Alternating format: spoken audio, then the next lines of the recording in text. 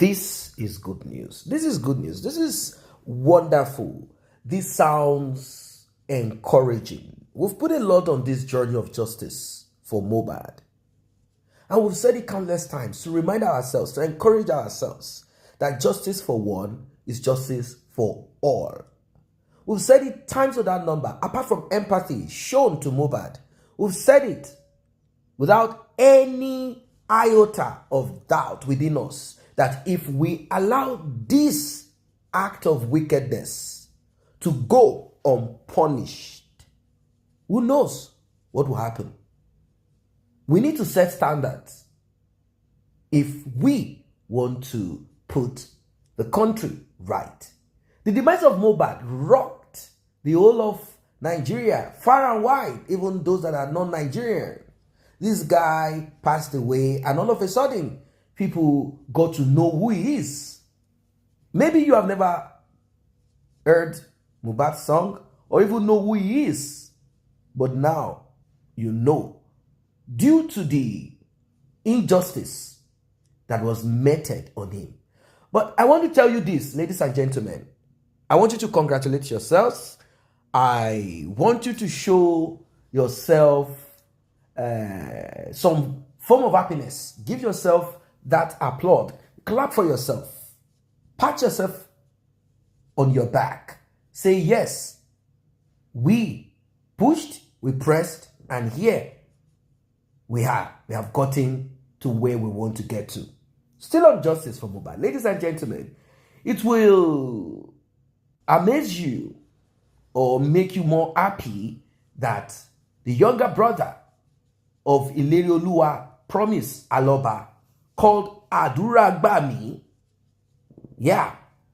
Adura Gbami, recall he is said to have had a conversation with Yomi Fabi. Yomi Fabi, actor, activist, has been on this journey. A lot of things have been said against this guy. Well, it is okay for people to say things, and it is a kind of arrangement, sort of. What do I mean? I mean, it will keep him on his toes to make sure that people are watching. You cannot take what does not belong to you. You can't take money. You can't mismanage. You can't redirect funds, donation. So, that happened in the past, but it didn't sway him. He continued to press. Today, just some couple of hours ago, the report that landed is that Adura was invited in by the police, and what happened will blow your mind. What happened will shock you. I've always known that Adura is the link to getting justice for Mohbad. Adura is privy to a lot. If you listen to the confessional testimony or statement of those that went to the inquest, you realize that most of the times they will point fingers at Adura, and Adura will now point fingers at Cynthia. Can you imagine? It means that Cynthia and Adura, they both know a lot. Ladies and gentlemen, you need to see the demonstration of Mohbad's mother. Now she has realized that this is the end of the road. Adura was never treated like a suspect, but now Adura is a suspect. Adura has dropped his confession. This is for real. This is like legit, like for real. Adura has dropped it. You need to know the kind of war they brought to the police station, thinking that they could destroy Yomi Fabi, but he stood his ground. He said, no, I'm not backing, and I will not RIP for this. Ladies and gentlemen, please like and share, tap on the subscribe button, turn on the notification bell. Returning subscribers, those that have been here, a big thank you to you. And to those that have tapped on the thanks button, the one with the love icon, dollar sign in the middle of it, may God bless you. May God replenish your pockets. May your pockets never run dry. Without wasting your time, let us get right into it. Now they are talking. Now they are talking. We thank God. I'm sure they must have listened in on that yesterday's press conference, and some of them will be thinking, these people are not backing down. Let's do something. Thank God. More power, more grease to your elbow. More grease to your elbow. More strength, more courage, And I pray that as you are fighting the cause of this justice, you will not lose anything dear to you in the mighty name of Jesus. Amen. We're solidly behind you. Keep marching forward, and we will be there, aligning with you. All will end well. Amen. Thank you, thank you, thank you. And that's all I have to say. I have to go back to my work.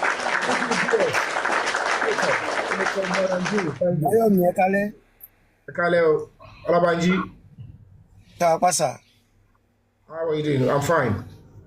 Hi. I'm Nigerian Army personnel. Oh, brilliant. Thank you for your service. Let's respect you first. So, let's salute you. Thank you for your service. Thank you for your sacrifice. Thank you, sir. Appreciate you. You can vibrate, sir. Thank you, sir. Thank you. I sincerely, you always blew my mind. I'm in Directorate of Army Population. I'm a military journalist. And I'm an investigative journalist. So anytime I see you, I always get there are two people I wish to meet in person, which I respect their investigative activities when it comes to investigation. The first person is Auntie Olu Lawyer. I wish I can meet that auntie. Kudos to her. And yes, you yourself, Mr. Yobefabi. You are really trying. In fact, some of us have already forgot about Mohbad case until when you came out again with another fresh and very distinct proof, which is very no one can deny that. So therefore, in fact, I will not mind if my service will be required. I will not mind. I'm serving Abeokuta. Oh, I'm in Abeokuta. So if my service will be required, I'm ready for you. I know you have office somewhere in the town. Yeah, I've been seeing your posts and all those stuff. Even last year when you do your program, I wish I can meet up. But fortunately, I was on assignment during that time. That I could not meet up. I want to even come there to surprise you and introduce myself to you. Ẹ̀gbọ́n kíní kò ní ṣẹ́ mi lórúkọ Jésù. Agbára Ọlọ́run kíní kò ní ṣẹ́ mi. Eléyìí tẹ́ ra wọlé yìí. Before you go, say thank you to the Nigerian Army. We were there yesterday during the press conference, and the soldiers, they said, Mr. Yomi, wherever you're going from this airport hotel, we are the one to take you. Enter. Yes. Yes. You know, police, the courts. Thank you. Go on. Kíní kò ní ṣẹ́ mi Yomi. Ní kú lójijì lógo Ọlọ́run. Iṣẹ́ tẹ́ gbé dání àṣẹ ilẹ̀ máa ṣe lórúkọ Jésù. Mo Ọlọ́run ti bá yín yanjú eléyìí. Ilẹ̀ máa gba ẹ̀ ní gbẹ̀tẹ̀. Látòní lọ gbogbo tá a ti dá yín lẹ́bi ẹ lọ máa jàre ń bẹ̀ lórúkọ Jésù. Thanks so much, my brother. Kudos to you, sir. Kudos to you. Kudos to you.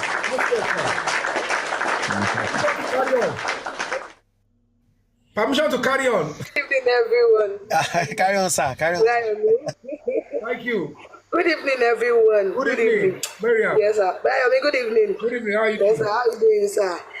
I don't even know what to say. The way I'm happy right now, this is what we are saying. The police, we are thanking you. Àwa náà ní máa sọ nǹkan burúkú nípa yín tẹ́ bá ń ṣe nǹkan tó tọ́. Tẹ́ bá ń ṣe the right thing. Now we are saying that you are doing the right thing. Agbọ́lá tí wọ́n máa fún yín ní kudos. No, we have police force. Nobody can do any nonsense in our country.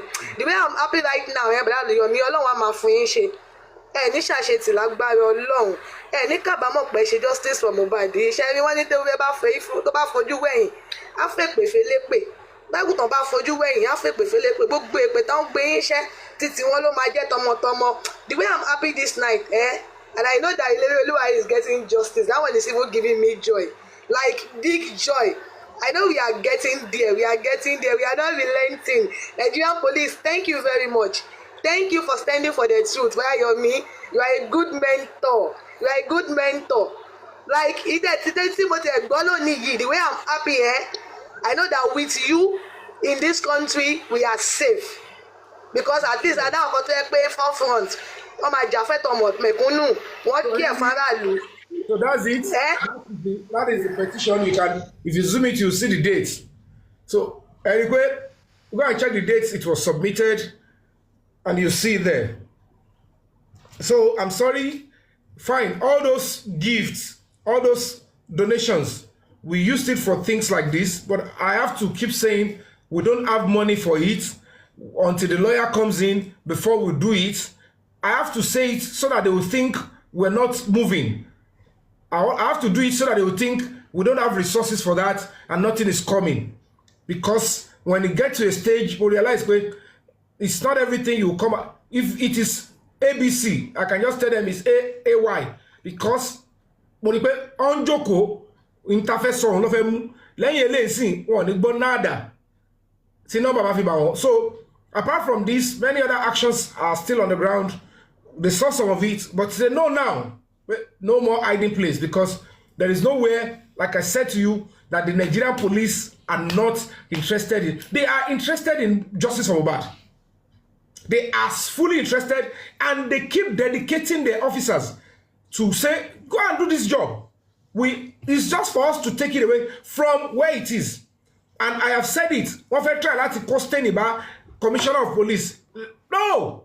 The man saw that they were trying to deceive him, and he realized that, oh, what did Yomi say? What's it? If that is the case, charge the case to court. Until Commissioner of Police TOT withdraw charges. That means there is no escape route. That case, impersonation, now they are now looking at the AIG's office. They are looking into everything. You said you were impersonated. If it is true, we will know. You said you are not the one that shouted your baby. We will know very soon. You will know. Silence is golden. Thank you so much. Thank you. Thank you so much. Thank you so much. This is Lion of Love. I am saying, we will know. With people like Silence is Golden behind me, you know, you have to give kudos to this wonderful woman. And few others, you know, that when they come up here, I will mention the name. They have been supporting in the background. They have been supporting in the background. There is that comfort. What I said, I will continue to fight on. So, the Commissioner of Police realized what they are trying to do. He said, charge the case to court. I thought they were telling me the truth. In this case, if truly you are the one impersonating, no problem. Go and face your music. Go and tell your story there. Now, the higher command are now saying, this is your petition. We will start holistically from beginning. Everything, but that beginning, wọ́n kọ́ màmá bẹ̀rẹ̀ ẹ̀kọ́ farabalẹ̀ ọmọ ìsọ pé ẹni tó bá pa Mohbad kó try láti worú kọ́lọ̀ aṣọ tó fẹ́ ibi tó fẹ́ kọ́ post òun lọ a lè tó bá bójú àánú pàdé ó lè advice adájọ́ pé mi ìfẹ́ lọ rú ẹ̀wọ̀n báyìí ló bá nature mi mu ẹ̀wọ̀n báyìí ló lè bá nature mi mu kó advice tó bá bójú rẹ̀ adájọ́ wọ́n á ṣe gbogbo àwọn tó lọ́wọ́ bẹ̀ gbogbo ohun tó ṣẹlẹ̀ ẹ rí pé ọlọ́pàá they are ready to work and they are working. They have said it. There is no way they will ever cover it. Anybody forget about what they have happened in the course of the investigation previously. It is still in the same Nigerian police force, and they are ready to do, since we are coming in with new lead, they are ready to follow it to the letters. And anybody that obstructed, they will let us know. So we're not going to cancel the protest. We'll keep it, we'll keep it in the burner in case of incasity, because we just have to be together and we will fight to the end and get the truth out, and Mohbad will get justice. Thank you so much. Yeah? Okay, now let's have Abike for life. Do you want to say anything? I want to appreciate you, Yomi. You are really doing well.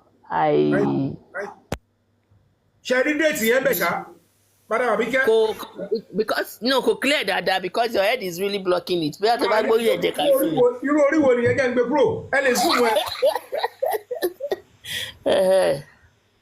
see it, Mr. Yomi, died on the 4th of January.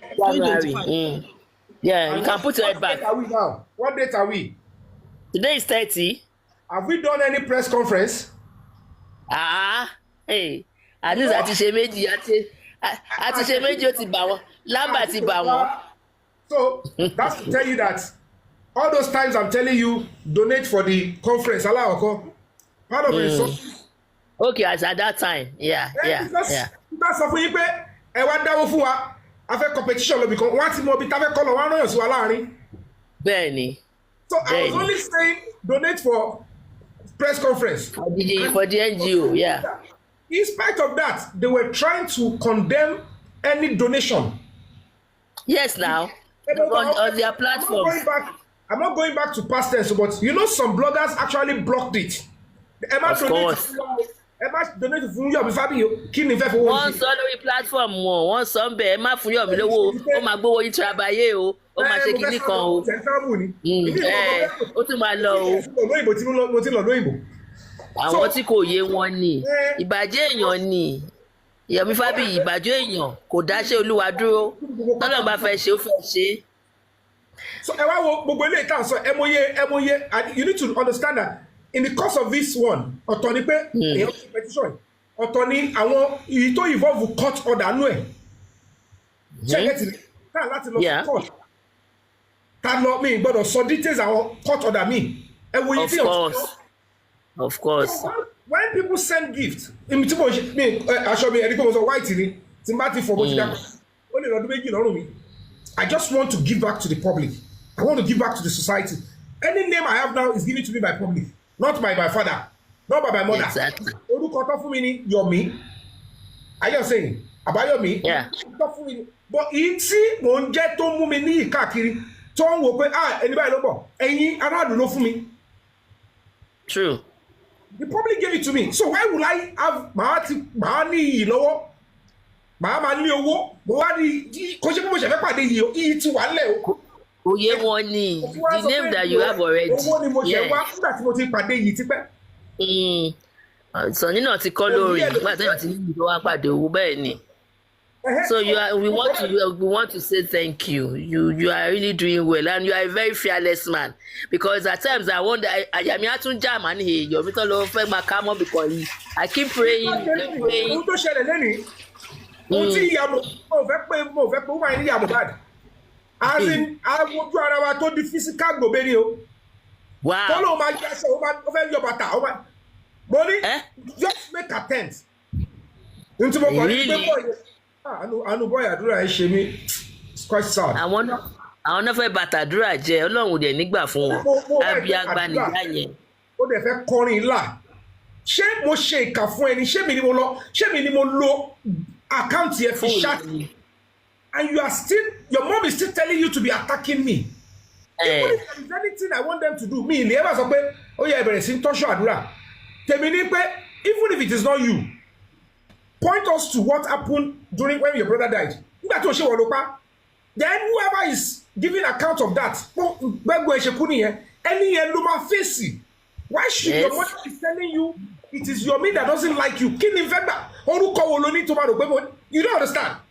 Mo fi ọlọ́run bá fúra tí bá parọ́ kísà bí ìmọ̀ tó jẹ́ Mohbad títí tó fi kú bí ìmọ̀ tó jẹ́ bẹ̀. A lot of us ò mọ̀ èmi ò tiẹ̀ mọ̀ orin ẹ̀ ìgbà tó kú ni mo tó mọ̀.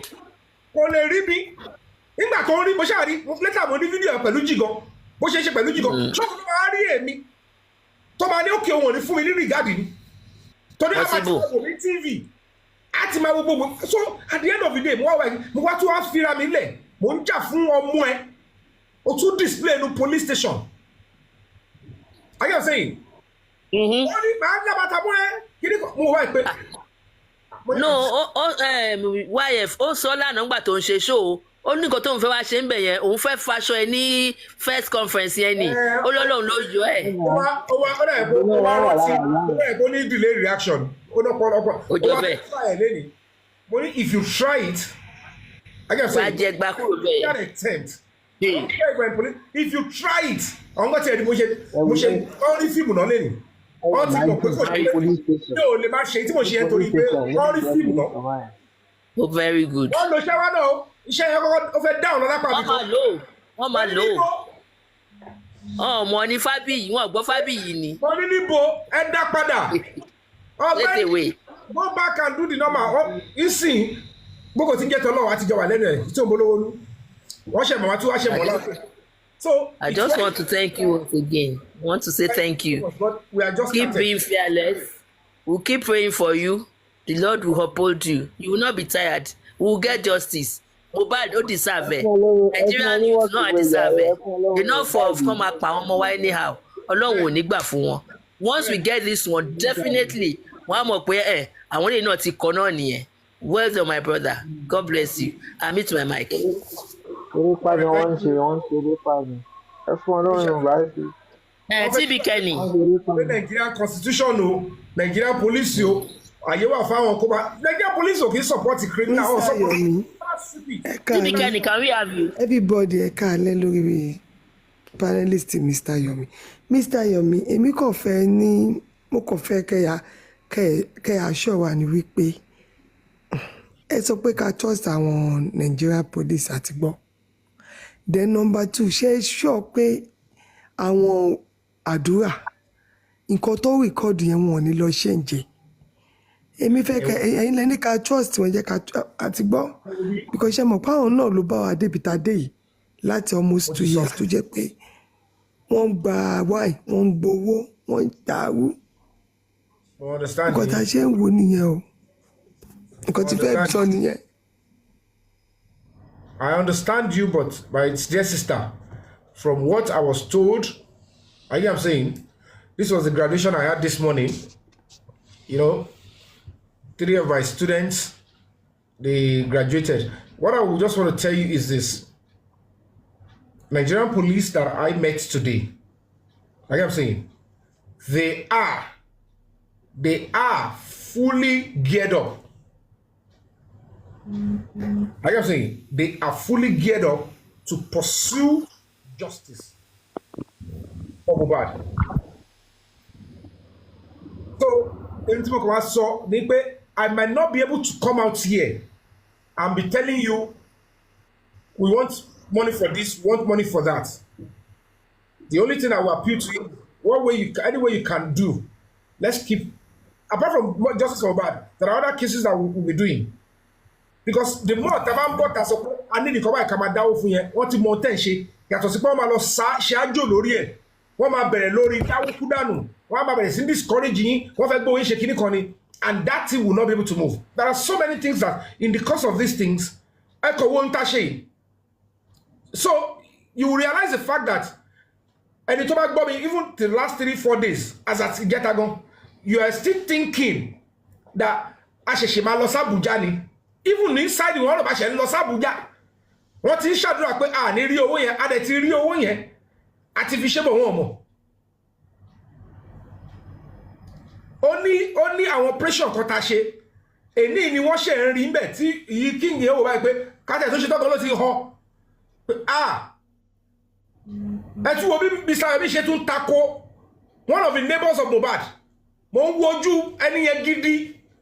Tẹ́ni ẹni o tún fẹ́ rán mi lọ ẹ̀wọ̀n bí fábí wọn ni ẹ̀hún tẹ́ jẹ́ kí n mọ̀ kó wà tẹ́ sọ fún mi ẹ wá ń change ohun ẹni ò lè gbá ẹbí tẹ́yìn ti rà ní. ẹ̀ṣẹ̀ tó bá ní mo kú o àti lọ́ọ̀yà onítọ̀hún ó fọlẹ́pọ̀ ní pé mo kú lọ́ọ̀yà ní mi sáyọ ṣe bó ní oore tẹ́ ẹ̀ ṣe kọlẹ̀ ọmọlọ́wọ́ wà ní mọ́ṣúárì mo di ẹni tẹ́ bèrè mo ṣe mo ná millions mo lọ kóòtù mo ṣe gbogbo ẹ̀. Ẹ wá ń fẹ́ mi ní Indian film, ẹ ń fẹ́ mi ní Sakabaye, ẹ ń gbé ẹbú lé mi lọ́wọ́, ẹ máa gbọ́ original jáde. Original ẹ máa gbé. Láti ṣe bẹ̀rẹ̀ ní, ebi investigation ṣì ń lọ. Ẹ máa gbé original jáde, kí lè fẹ́ fi kú. Torí mi ò ní gbà, mi ì dẹ̀ ní kú sí, òótọ́ máa jáde. Òótọ́ máa ṣe kí ni, ó máa jáde, nítorí mi kọ́ mo ní kẹ́nìbọ̀ ní pa èèyàn. Kò dẹ̀ sínú òfin wá pé ó lè pa èèyàn kó jẹ́ gbé. Àfi tíjọba ò bá mọ̀. Àní wọ́n rí fíìmù pé àṣepọ̀ ṣáà nìkan la ní so báyìí ti ṣiṣẹ́ lọ báyìí ibẹ̀ ni wọ́n ti wò pé so bọ̀bọ̀ ikọ̀ Jesus they are even looking like èlò ta ló bó nobody I put my own resources OMC owó bá tí mo lọ ṣe àtàwọn tó ń donate fún mi àti gift ni mo ń papọ̀ ni mo fi ń ṣe lọ torí pé to see reasonable fund ọkàn fẹnu bá wọ ẹ̀jẹ̀ ni yọ̀bí fẹ́ fowó ṣe kíní kan ó fẹ́ ṣẹ́jọ́ ṣé mo fẹ́ sá lọ mo lọ yẹra fún odidi oṣù méjì láì ṣe kankan mi lọ location mi iṣẹ́ ní tí mo kọ̀ wá mẹ́yẹn ẹ kàn imagine ṣé mo ṣe ń lọ lóyìnbó ni ẹ kàn ń ba gbogbo ẹ̀jẹ̀ ẹ kàn ń dín ẹ wo gbogbo stumbling block tó bá ṣe gbogbo nǹkan tó ṣe ẹ mo ti dáríjì o because we have to start again ká ní wọn ṣe gbogbo ṣe tá ṣe yẹn ni seamlessly justice àti jáde torí mi tẹ̀lé sọ̀rọ̀ lórí rárá.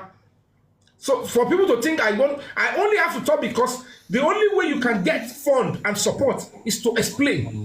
Can it be everybody believe láti ìbẹ̀rẹ̀ ni? I won't need to be explaining. Torí mi ìráyè ẹni olójó ẹwọ speech mi olójó wèrè. Tí bá fẹ́ nature mi, I am not a quiet person. But when it comes to action, ẹ wo gbogbo àwọn move mo wọnú estate mo lọ hospital ẹjọ́ kọ́ ni mo lọ́rùn bẹ́ẹ̀. Ṣùgbọ́n àwọn kan ló kọ̀ gbé dìde Yomi ẹ ti lè lójó because ẹ ń tọ́ ọba mi lọ fún. You know that ibi tó dé I need public support public ló ń bèrè fún nǹkan public náà ni máa ṣàlàyé fún pé ṣé ẹ ti ẹ̀kọ́ ló pé mo ti ń ṣe àmọ́ náà tọ́ mi ilé àmọ́ lù yín jí kí n fẹ́ fi ṣe wọ́n lé mi wá owó kíní kan owó kíní this is a human rights organization a foundation how will a foundation prosecute projects without public fund ṣebí public ni is a non-governmental organization wọ́n dẹ̀ ń yí mọ́ wa lọ wọ́n dẹ̀ ń jí omi fake gbogbo akọ̀ sóríṣiríṣi gbogbo kíní yóò rí mo tún ṣe débi kan wọ́n ní olúwọlé stamp fake wọ́n ní kí ni gbogbo ọ̀nàdọ̀ àwọn wo ni mo lọ ṣá kí ni gbogbo kílẹ̀ ń bá mi pò jésù gan ọkọ̀ báyìí náà jésù gan ẹ̀fọ́jú ẹ̀rí mo kọ̀ ká ṣe mo ní jésù gan wọ́n rún jésù nígbà tó dé jésù gan pariwo pétérù ẹ̀yin disciple ẹ̀ gọ́ra yín ẹ̀ ti fi nílẹ̀ àwọn yẹn hàn lọ́dún wọ́n rò pé how much more me but to God be the glory all of us are coming back to fall. Ẹ fi gbogbo àwọn tó ń dẹmọ tó ń sọ àwọn wà bẹ́ẹ̀ kò sí àwọn pátákópa cctv ẹ ṣáà ti rí fíìmù tó wà ń di ẹ máa wò náà bọ̀ ẹ fẹ́ gbọ́ ẹ máa wò náà bọ̀ gbogbo àwọn tó ti ẹ̀pù wọn tẹ́lẹ̀ gbogbo àwọn ọlọ́pàá tó ti bá wọn lọ dúkòkò máa wọn èèyàn tó ń dúkòkò mọ́ witness gbogbo wọn yẹn iṣẹ́ lọ lórí wọn. gbogbo àwọn tó gba wine àti 120k. ẹ má kánjú lẹ́yìn pé gbogbo wọn èyí tó bá gbọ́ kó yọ owó ẹ̀. So to say kudos to the Inspector General of Police and the AIG, Assistant Inspector General of Police. As a matter of fact, the Assistant Inspector General of Police did well today, and let's give you a round of applause. Kudos to him. Abuja, Lekombi. In fact, that Abuja, when they approved the stuff and say, "Hey, let's protect Yomi," can't double anybody to do. Thank you so much. Thank you. God bless you. Ẹ kó àwọn fake nigga. Mo ní láyé mi.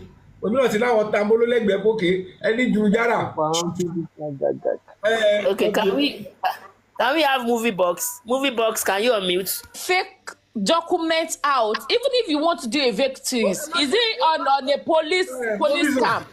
Movies ẹ má ṣe ya sọ́mọ́ because àwọn ọ̀rọ̀ rere kí ẹ má tiẹ̀ máa. Ó wà ní setting. Don't give it.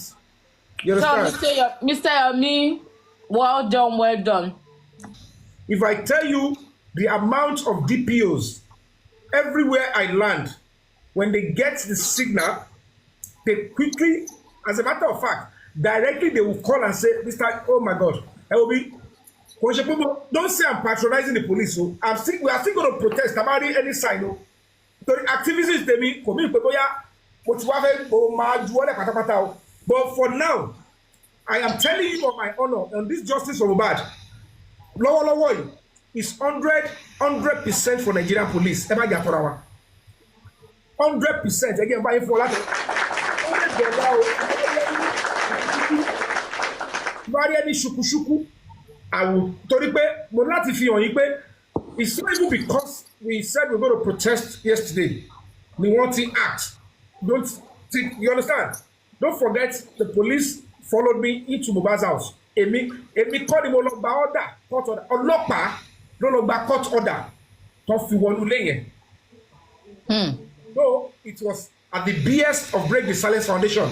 Break the Silence Foundation wrote, we like put in the paperwork, we mobilized, and they said, of course, you guys got, and they did it. So now,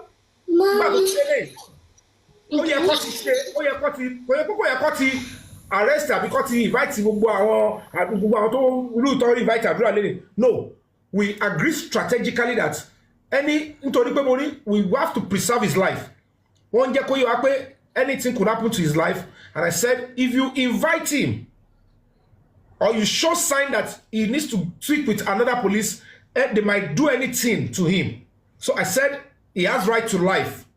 And I don't want anything to happen to Adura. Please ensure that you are certain that nothing will happen. Tó bá jẹ́ pé kẹ́kọ̀ọ́ ra gbétí sí màmá ẹ̀ lẹ́nu àtòun náà pé the AIG wants you. Come out of anybody. Tell Batire and when you buy around there. And luckily they said, Mr. Black White, kò sí ńbẹ̀. Wọ́n dẹ̀ ra gbé sí wọn ẹ jẹ́ kó wá kó mọ̀ pé ó máa ní security kó wá bẹ́ẹ̀. Nígbà mo dẹ̀ débẹ̀ lẹ́ni mo dẹ̀ rí pé he is not even ready to support justice for Mohbad. Bóyá ṣì ń act script wọn ni o, I don't know. But kókó of the matter is ẹ fọkàn balẹ̀. 5 count charges. Commissioner of Police, Lagos State, lápá àbíkan. Now, the AIG on this one. All that ti ṣe kí ni wọ́n ti bẹ̀rẹ̀ láti bẹ̀rẹ̀ pé hello alàgbà, start from beginning. Commit yourself legally. Into bá kọ síbí is going to be held against you. If any evidence comes out tó wà contrary to ohun tó sọ pé o fojú ẹ̀ rí níjọ́ tí Mohbad kú tó ti kọ síbí, ìwọ ló kọ fúnra ẹ. And it followed the due process of the law, administration of criminal justice law, and under the police statement act. Oh, follow due process. The lawyer was there, and the lawyer signed. Everybody played their part. That statement cannot be denied again. So if me want to consider,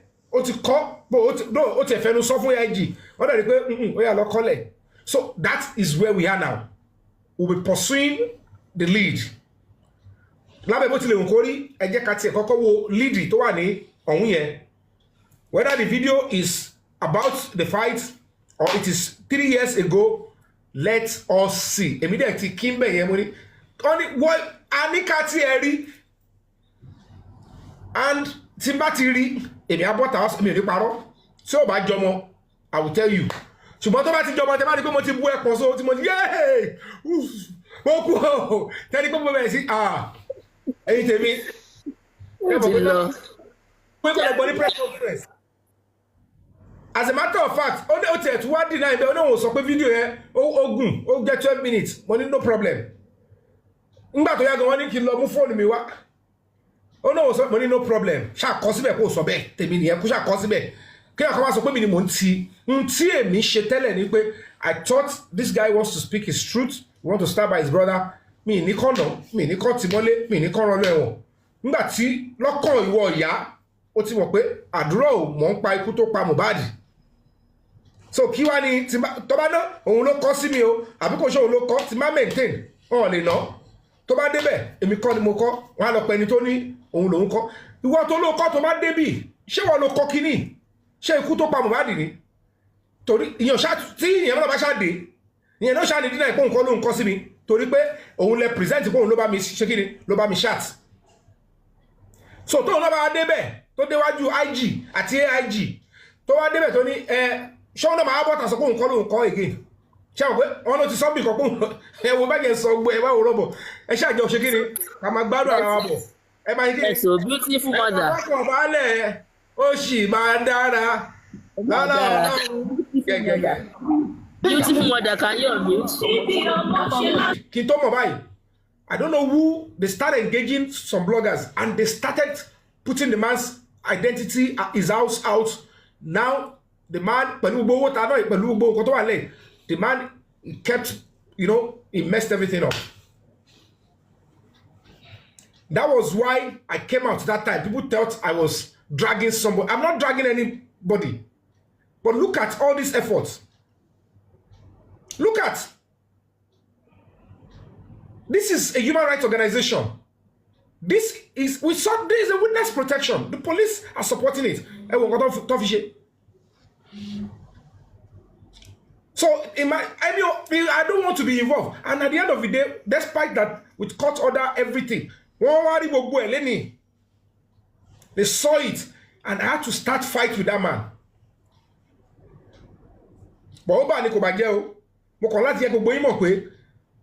What we are doing is what NGOs normally do.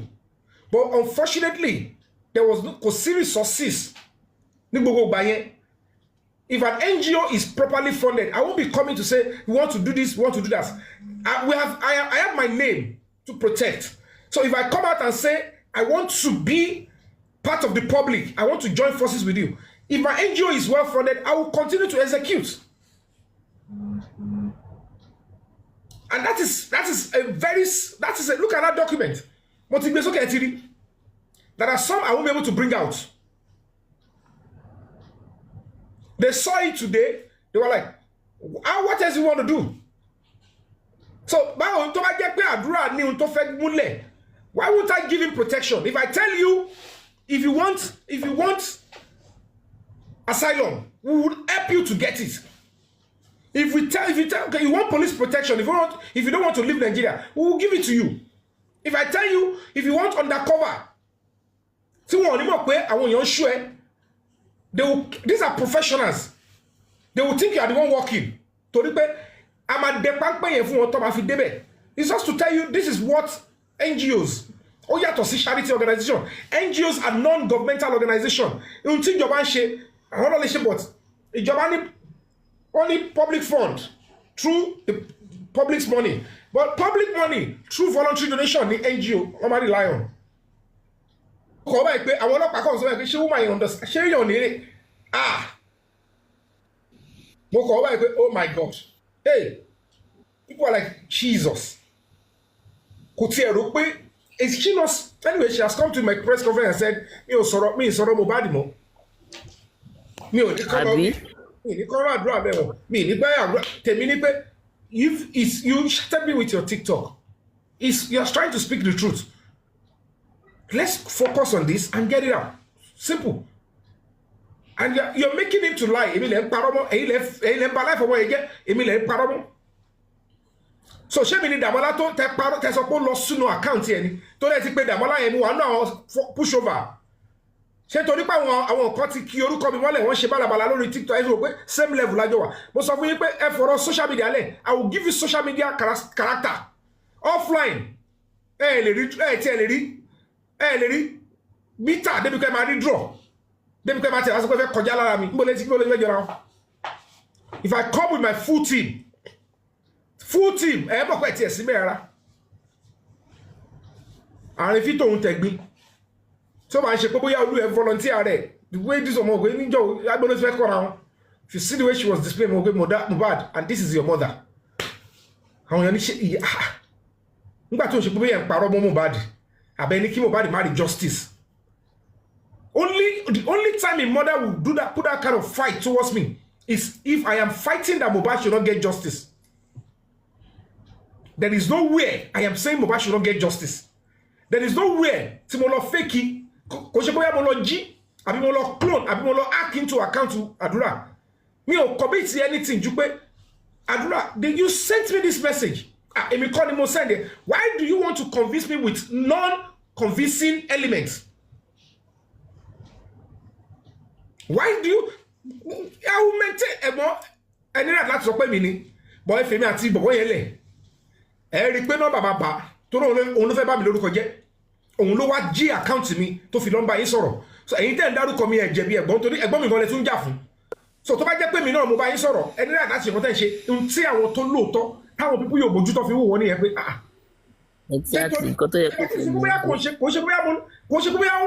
kò ṣe ákà. Hello sir. Yeah, Mr. Yomi. Yeah, I really you did yesterday and eléyìí tí inú mi tẹ̀ fi dùn jù ni pé the way you honor Baba Mohbad intermittently tó jẹ́ pé ẹ ń sọ wọn ọ̀rọ̀ yẹn kán lè mọ̀ wípé ẹ ń honor wọn. And I think at this level Baba need to see the genuineness in you.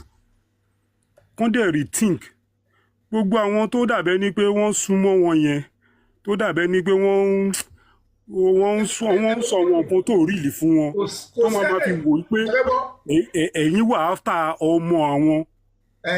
Mo tó fọ́ ní Mr. Kawade máa fún yín láyè kò síbi tí mo ti ever antagonize Baba Mohbad but Mr. Family. No, you don't get what I'm saying. Ṣé wọ́n pé àwọn fúnra ara wọn there he is not getting you right ọ̀wọ́n lèmi sọ. He himself. Hold on, Mr. Kawade. Antagonizing him is not a problem for me if I see reason to. But until you want to me ò tí rí evidence láti antagonize tí n bá yẹ pé mo rí nǹkan báyìí àwọn sọ fún yàwọn tó wà ìyẹn kọ́ ni problem tèmi. It's not somebody I cannot antagonize if I see reason to. I'm only fighting for truth. But ẹni tó fi ṣe power of attorney tí èmi sì sọ ni pé I have told you what he did, whether ẹ̀yin lẹ́rọ̀ o nǹkan tó ṣe òye yín o mi ò kò lè sẹ́ni ò lè stop láti jẹ́ bí yín, ṣùgbọ́n pé mo sọ pé ó ṣàdúrù nǹkan báyìí ẹ wo orú ìtọ́ṣe pẹ̀lú máa ní CCTV ẹgbẹ́ Mohbad. The man told me what happened ìjọ tí Mohbad kú gbogbo ẹ̀ ló sọ fún mi. Suddenly the man is saying no now again, just the way they did with the other lady. Àwọn mélòó ló put information máa yẹn jáde bí ojú Mr. Famuyiwa àti Bukky Jesse. Ta ló mú information the other lady tí ẹ náà fi change mouth ẹ. Lady yẹn èmi kọ́ mo lọ́ba. She came on my show like this. Suddenly, she began to say, I am not the one. There is no CCTV. I never said anything about it. Kí ni wọ́n ṣe tó ń dún kòkò mọ́ wọn? Kí ni tó ń ṣe àwọn olóyún ṣiṣẹ́ papọ̀? Ó ṣe àwọn nǹkan yẹn. Ẹ wo adúrú owó ta ná. We went to court. We went to Abuja. Get police protection. Ọlọ́pàá mẹ́ta. Ẹ mọ iye TNG ọmọ máa ná láti feed àwọn yẹn. Ṣé ẹ ti understand? Ẹ wo gbogbo wàhálà tí mo ṣe lórí ọ̀rọ̀ ọmọ wọn. So tẹ́ bá mọ̀ pé ẹ fẹ́ ká lọ síbi tá máa ti rí ẹ̀rí tó fẹsẹ̀ múlẹ̀ kí ló dé ti sọ láti lẹ̀. So if I antagonize Mr. Famuyiwa wọ́n wá ń rò pé táwọn bá lo ẹ̀yin tẹ́wà lórí TikTok wọ́n máa ní wọ́n bú bàbá Mohbad nítorí pé àwọn oníṣẹ́ èṣù ẹ rò bóyá they are fighting for justice ẹ mọ ẹlòmí tó wà behind camera wọ́n kọ̀ pé ẹjẹ́ àbá attack Yomi yẹn ó bóyá máa dákẹ́ láti bàtọ́ tí attack èwo ló affect mi ẹjọ́ pẹ̀lú gbogbo tí mo ti ṣe ṣé mo jẹ́ ẹni tí gbogbo tẹ́lifọ̀dì ṣe affect mi bọ́ ṣe bú mi yẹn gan ní sọ́mi fi ń pọ̀. Unless you are anti-justice, you will not be against the recent activities and the current activities of Yomi Fabi. Now, I'm not talking about the person of Yomi Fabi. I'm talking about what he has been able, with the help of every one of us, to achieve. That's what I'm talking about. I'm talking about his action, his doings at this time. You heard what you said at the beginning. He was invited to the police station again, not because the police wanted to see his face. No, that's because of some underground action that he took. Without those that are anti-justice, such as Wumi's sister, Karimo, and others, without them knowing what he was on to. He made it appear as if there is no money. He made it appear as if he's broke. He made it appear as if no one is donating. He made it appear as if things are not functioning. All he needed to do was to create that impression of this kind of snail-like progress. Weakness is strength. Yes, weakness is a sign of strength. Because when you are not expecting it, like how they never expected it, they didn't know it was going to strike them deep this way. They thought it was going to be business as usual. But before they could say Jack Robinson, he had already set in motion the petition, connected the dots together, linked what he needed to link together, and the police had no option.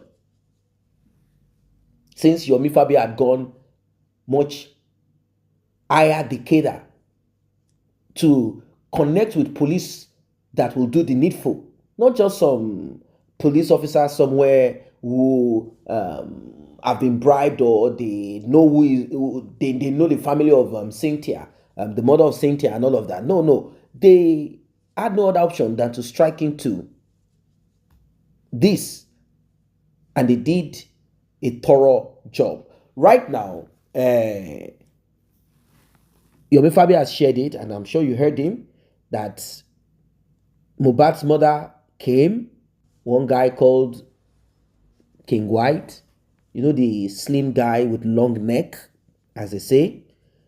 He was there with Adura. Adura was compelled by the police, forced by the police to to now write. You know, Adura has never been seen as a suspect.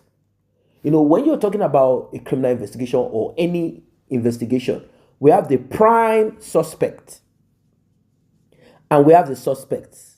The prime suspect in this case is Adura, Cynthia, and others. They are the prime suspect because they were present. They were there. They were present during this whole terrible event. So, where is the nurse? You might want to ask. How can a case this terrible? How can it be this bad? Like a terrible case like this. How can it be treated this way? How can it be that the nurse that is said to have administered medication is nowhere to be found till today? Anyway, Mohbad's mother came to the police station alongside her son. All she wants people to hear, all she wants to continue to talk and say is that Yomi Fabiyi wants to jail my son. How is it possible? It means that your son is responsible for the demise of his brother and you are covering for him. If not, how can they jail your son if he has no hands? Okay, let us look at it this way. If the fear of Mohbad's mother is this, the so-called conversation between Adura, or let's say Adura's social media handle, with Yomi Fabiyi, that they have redirected towards the Damola guy. Let us say a short clip of 3 seconds, face blurred, and a write-up about, I know how my brother passed away. He was pushed from the staircase. His head hit something and he passed away during a fight with Cynthia. Okay. Now, I'm sure you know that the Damola too was present in that house when everything happened. Now, are we going to say that Damola is telling us what happened and using Adura's handle? Now, Adura knows that this is true. So I want to understand which part of it is it that Mohbad's mother is afraid of. Like, wait, is Adura going to be held for the demise of his brother, or they are going to charge Adura for extortion, trying to scam, defraud Yomi Fabiyi, or are they going to charge him for conspiracy? Are they going to charge him for obstruction of justice or investigation? Are they going to charge him for covering, hoarding of information that is important to get justice? What are they going to charge him for exactly? What exactly is he going to be charged for? What is Mohbad's mother afraid of? Because if you say it's not your son that sent that conversation out or chatted with anybody, and someone is trying to manipulate and extort the public, what about the content of it? What about the content of it? What about the storyline? Why is there no full video? It has been established anyway that the voice in that video is that of Adura and Mohbad, and Cynthia and one other guy. And Adura confirmed it, and it has been recorded. It has been recorded. Everyone is aware of it. This is not a story that we want to begin to revise or review. He said it, and he mentioned the names of those people in that video, captured in that video, their voice and who they are. Now, if they're trying to make us believe that it's a 2-3 years video or something, whatever, it has been established that Mohbad was not living in that house. And Mr. Yomi Fabiyi has gone to that house, made a record, and he showed it clearly that that house is the same in that video. So it means what happened is a recent event. Now, is it the event linked to the demise of Mohbad? If not, then we want to see the full video. That's just a simple thing. The full video. The full video. And I'm sure you all know what this full video will showcase. It will showcase aggressiveness, violence, and a lot of information. And the information in that video will point to the toxicity that we've been talking about between Mohbad and Cynthia. And of course, the secrets that they do not want us to know. How are they going to edit that part out of it is what we are waiting to see. Because they will definitely want to try to edit, remaster the voice, remove, and they are going to try to do a lot of things because it has come to that point. And they're going to remaster it, rewatch it, and see that it looks perfect. And then they want to share the video. They will pause and play. That's what they want to do. Now, they are saying the video is not 10 minutes again. So they are trying to see if they can produce like a 1-minute video. So that we will not get the essence, the detail of it. That's what Yomi Fabi is suspecting. About the drama of Mohbad's mother, well, it is expected. That woman is not a normal person. She's not a normal human. She's saying she's fighting to save the soul of her son that is alive. And I'm wondering, what about the one that is gone? Don't you want to get justice? They say, no, it's not like that. That one is not this, is not that. That one is not the this and that. That is not what? Like, seriously? Like, I'm not getting it. Like, I'm still not getting this thing. I want to have clarity on it. How is your son going to end up in prison? That he said he knows what happened to his brother. So if he said, no, I'm not the one, and he cannot prove that he knows what happened to his brother, then how is he going to be charged to court and then they will sentence him or even RIP him? That woman is ignorant. The thing is this, the job of the King White guy and one other riffraff like that, is to make sure that this dude does not say anything. They have to cover it up and do all whatever. That's just what they are doing, nothing more.